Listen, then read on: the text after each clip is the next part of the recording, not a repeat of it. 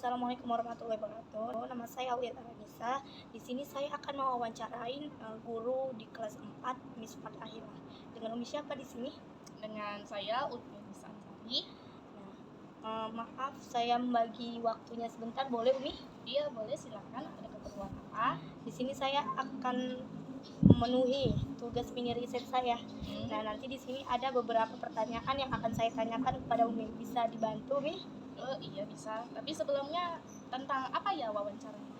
Nah, di sini tuh katanya kelas 4-nya masih ada nih mengalami keterlambatan membaca Iqra, ya kan? Yang seharusnya kan mereka ini udah salah satu tingkatan yang tinggi di SD. Ya. Nah, di situ saya akan mengulik apa aja gitu kendalanya atau kesulitannya. Oh iya boleh. Langsung.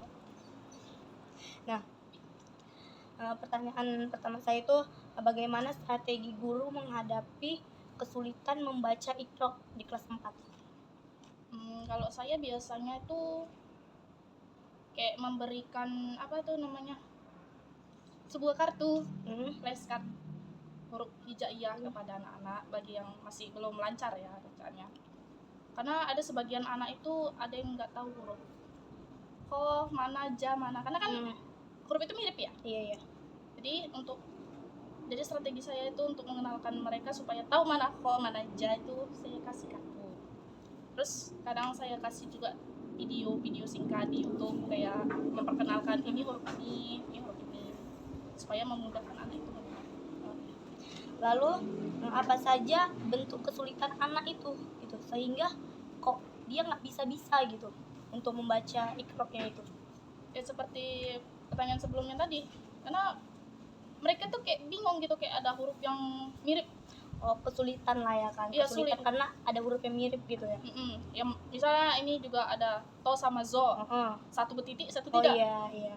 Baru do sama so, itu kan hampir dekat sama to kan, itu kadang mereka kurang. Nah, apa saja bentuk kesulitan anak dalam membaca Iqra? Kesulitannya mungkin karena di rumah dia juga jarang mengaji, karena orang tuanya mungkin sibuk bekerja, jadi anaknya pun jarang untuk dilatih lagi. Gimana gitu cara Umi untuk mengidentifikasi dan menangani kesulitan membaca anak itu? Biasanya Umi itu selalu minta tolong kepada satu anak yang bisa dibilang lancar lah. Nanti kalau kayak bermain kata gitu, ini dia baca yang bagian kanan, baru yang kita ajari yang nggak bisa tadi dia melanjutkan kembali. Udah? Oke. Kapan pembelajaran membaca Iqra itu dimulai di sekolah ini? Kita di sekolah ini kan masuknya 7.15 ya. Kemudian itu ada klasikal pagi. Misalnya di hari Senin kita ada baca surah dulu semuanya, baru udah siap klasikal jam 8 sebelum masuk pembelajaran kita baca Iqra dulu sampai jam 9 sampai waktu duha. Apa saja tantangan yang Umi hadapi untuk mengajarkan kesulitan anak yang emang tadi nggak bisa itu nih? Banyak kali sih tantangannya. Sebutkan Umi kalau bisa Umi. Kadang tuh ada yang udah lancar kan, cuman kayak dia ragu, ini huruf apa ya, dia kayak ragu gitu. Diam dia dulu sebentar. Misalnya saya agak lama dia. Padahal dia yakin itu, tapi cuma takut dia mengucapkannya kan. Baru ada juga yang masih terputus-putus. Baru kemudian ada juga huruf baris sukun mati itu sering itu nggak dimasukkan anak-anak, lewat aja. Kayak saya selana, soalnya kan mati. Nanti bisa tiba-tiba huruf mati tadi beda lagi bacaannya, jadi saya lana. Iya Umi. Karena teringat dia huruf do tadi kan. Ya, gitu. Itulah contoh. Gimana peran pendekatan individual Umi gitu dalam membantu anak untuk mengatasi kesulitan yang membaca tadi? Pendekatan individual yang Umi pun itu kita harus memahami karakter anak. Karena kan setiap anak itu gaya belajarnya beda-beda ya.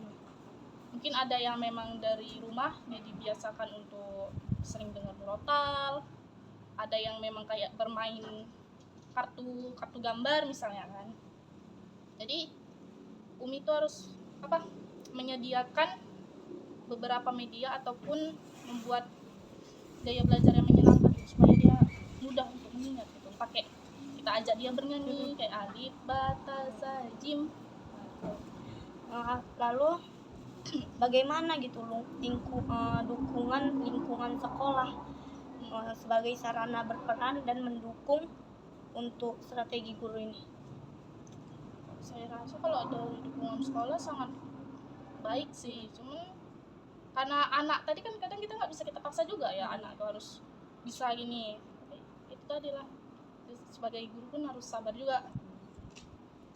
Gimana guru memotivasi siswa yang mengalami kesulitan supaya dia tuh kayak lebih semangat lagi gitu, walaupun dia yang awalnya memang kayak kayaknya nggak bisa gitu kan, cuman Umi tuh kayak nyemangati, oh ayo bisa, jadi punyalah tingkatan untuk oh iya aku pasti bisa ini. Itu gimana Umi?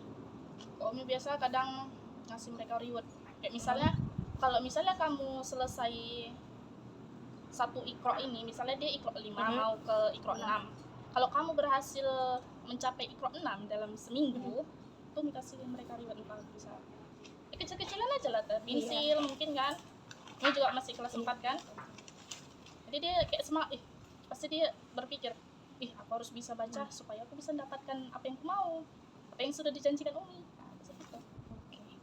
Lalu metode pembelajaran apa yang paling efektif untuk mengatasi kebosanan si anak itu untuk membaca Iqra? Kalau Umi biasanya dinyanyikan sih, karena kalau anak-anak umur segitu itu lebih cepat mengingat itu dalam nyanyian. Tahu zaman sekarang itu kalau ada nyanyi apa tuh cepat kali tuh anak-anak hafal. Nah, dari situlah kita coba. Baik Umi, pertanyaan selanjutnya, apa penyebab anak-anak tersebut tadi tuh mengalami keterlambatan dibandingkan dengan kawan-kawannya? Mungkin kawan-kawannya udah pada Al-Quran ya kan, di kelas 3 atau di kelas 2, itu apa sih penyebabnya?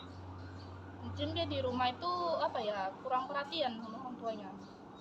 Begitu zaman sekarang juga, kalau anak-anak merajuk kadang udah kasih HP, udah buat anak senang.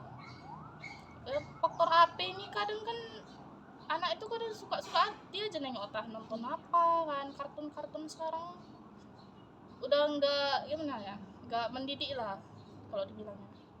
Karena waktu zaman dulu, cerita zaman dulu lah ini, kalau kita tuh dulu ngaji kan, kalau nggak bisa dalam satu hari itu pasti dia kayak ada hukumannya, entah dia kayak disuruh nulis hijaiyah itu dari atas tuh sampai bawah tuh, sampai satu buku pokoknya harus bisa dia.